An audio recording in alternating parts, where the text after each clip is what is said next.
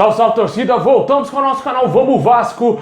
Meus amigos, o Vascão aí segue invicto, fortíssimo dentro do G4. Vamos falar bastante desse atual momento do Vasco, como que está a classificação da Série B, o próximo jogo do Vasco aí, como que está a tabela do Vasco. Vamos falar muito de como está a situação do nosso clube aí. Também vamos falar de jogadores aí que passaram pelo Vasco, que estão de saída do futebol europeu e quem sabe podem retornar à colina. Tudo isso e muito mais agora pra vocês. Mas já deixa aí aquele like, se inscreve aí no canal, ativa o sininho pra você não perder nada, receber todos os vídeos postados aqui do nosso canal aqui. Muito importante, você que gosta dos nossos vídeos, clicar aí no gostei aí, clica no like pra ajudar bastante. Se você tá mexendo aqui pela primeira vez aqui no nosso canal, se inscreve aí, é de graça, amigo. Dá essa moral demais aí pra gente chegar a 170 mil inscritos.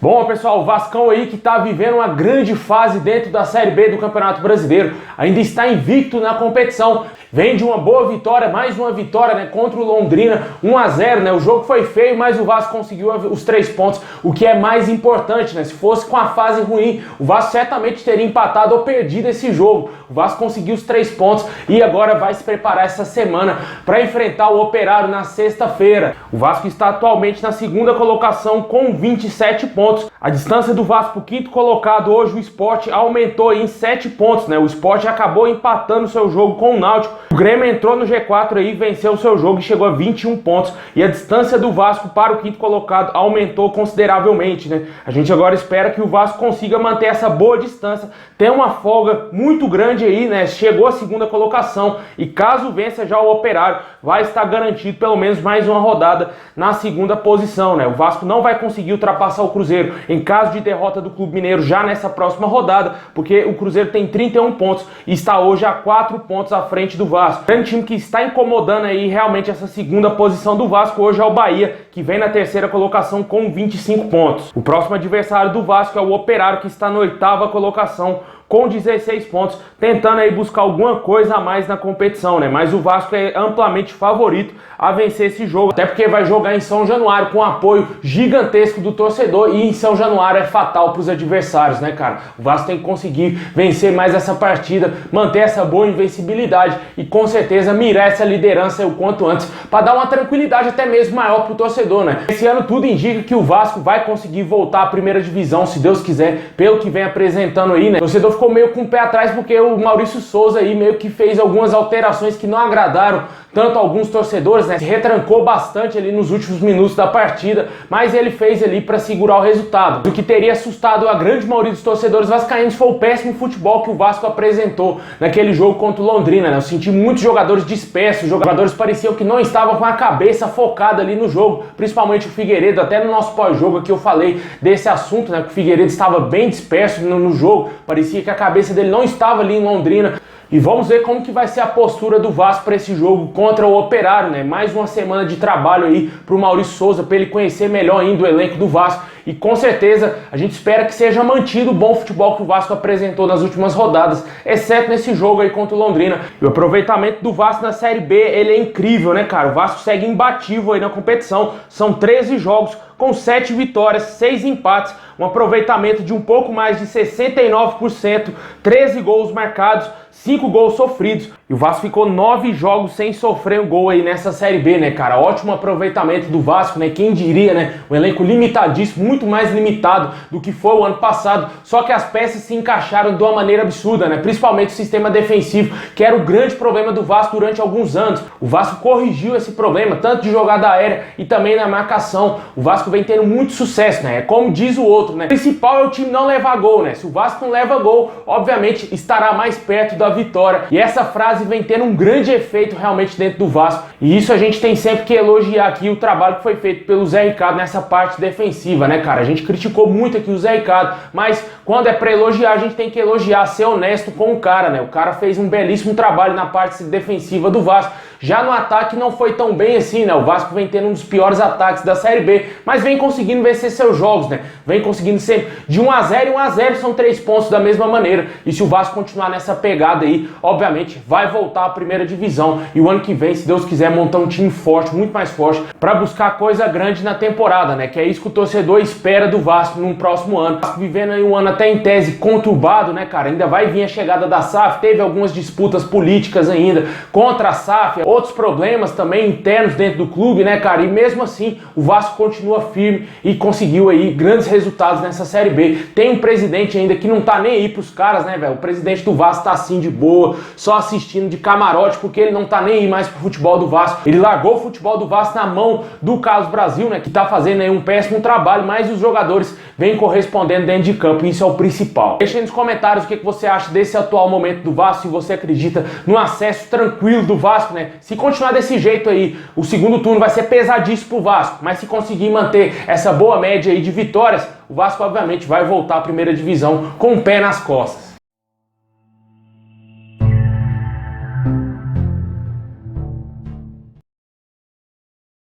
Bom, pessoal, agora vamos falar aí de reforço, né? Jogadores são especulados diariamente no Vasco, né, cara? A gente sempre fala disso aqui no nosso canal. Assunto que é chato para muitos, né? Muitos torcedores não gostam desse tipo de coisa, desse tipo de notícia, mas é as informações do clube, né? A gente tem que trazer aqui pro torcedor ficar atento. São jogadores que podem vir pro Vasco, jogadores que são aí oferecidos, especulados ou até mesmo que vão ser contratados aí pela diretoria. Fato é de que o Vasco não irá contratar nenhum jogador sem o consentimento da 777 Partners. A expectativa era que a proposta vinculante dos norte-americanos chegaria entre sexta-feira e hoje, né? Até o momento não temos nenhuma novidade quanto a essa proposta. Esse processo da venda do Vasco segue bastante demorado, né? Ainda além de chegar a proposta, o Vasco tem que ter ainda uma reunião no Conselho Deliberativo para os beneméritos, conselheiros do clube decidiram o futuro do Vasco, se vai aprovar ou não a SAF. Ainda depois vai ter a votação do sócio, se ele vai aprovar ou não a chegada dos norte-americanos ao clube. Enquanto isso, o Vasco não contrata jogadores, vários nomes são especulados, né? A gente já falou muito aqui do Allan Kardec, do Renato Kaiser, né, que está de saída do Fortaleza. Ontem e hoje surgiram informações de dois jogadores que passaram pelo Vasco, inclusive revelados pelo Vasco, disputaram a última temporada lá no futebol europeu, mas que estão de saída de seus clubes, né? O atacante Alex Teixeira, cara, mais uma vez aí muito especulado no Vasco.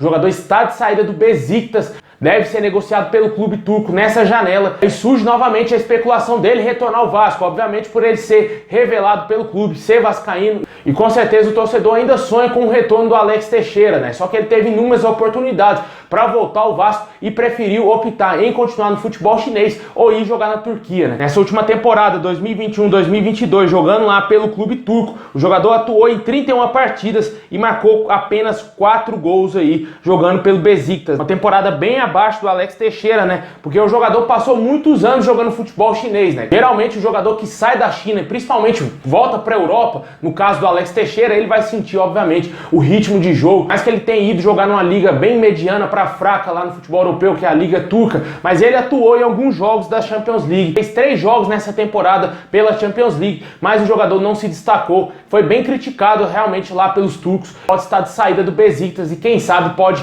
existir uma possibilidade dele voltar ao clube, né? O jogador que vem sendo bastante especulado aí no Vasco é o Matheus Vital, né? O jogador que está também de saída do futebol europeu, estava jogando futebol grego no Panathinaikos. Ele ainda pertence ao Corinthians, né? O Vasco que vendeu ele por preço de banana pro Corinthians, né? O Eurico Miranda vendeu o jogador, se eu não me engano, foi 6, 5 milhões de reais na época. Vendeu o jogador praticamente de graça. Foi pro Corinthians, né? Ele não virou aquele jogador todo que o torcedor, até mesmo vascaíno, esperava dele, né? No Corinthians, ele não viveu uma boa fase. Foi emprestado lá para o Panathinaikos e o clube grego não irá exercer o poder de compra do atleta. Ele será devolvido ao Corinthians e começam aí várias especulações dele em clubes brasileiros, inclusive no próprio Vasco. Na última temporada do Matheus Vital, ele atuou bastante lá no futebol grego, né? Jogou 33 partidas, marcou apenas um gol e deu uma assistência aí na temporada, né? Números aí consideráveis baixos, né? O jogador estava vivendo a sua primeira temporada no futebol europeu, né? Vale ressaltar que o Matheus Vital ainda é muito jovem, né? Jogador de apenas 24 anos, né? Tem uma certa rodagem aqui no futebol brasileiro, mas lá na Europa ele não teve vida fácil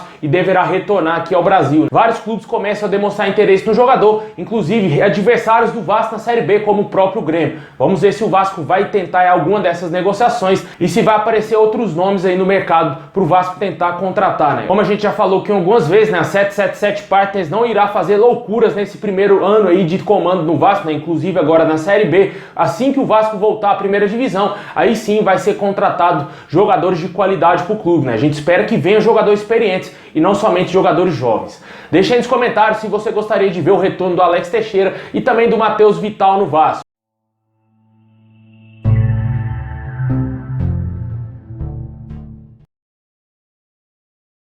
Bom, pessoal, esse é o vídeo de hoje. Muito obrigado por ter assistido até aqui. Deixa aí aquele like, se inscreve no canal, ativa o sininho aí pra você não perder nada. Forte abraço, saudação vascaína a todos, tamo junto!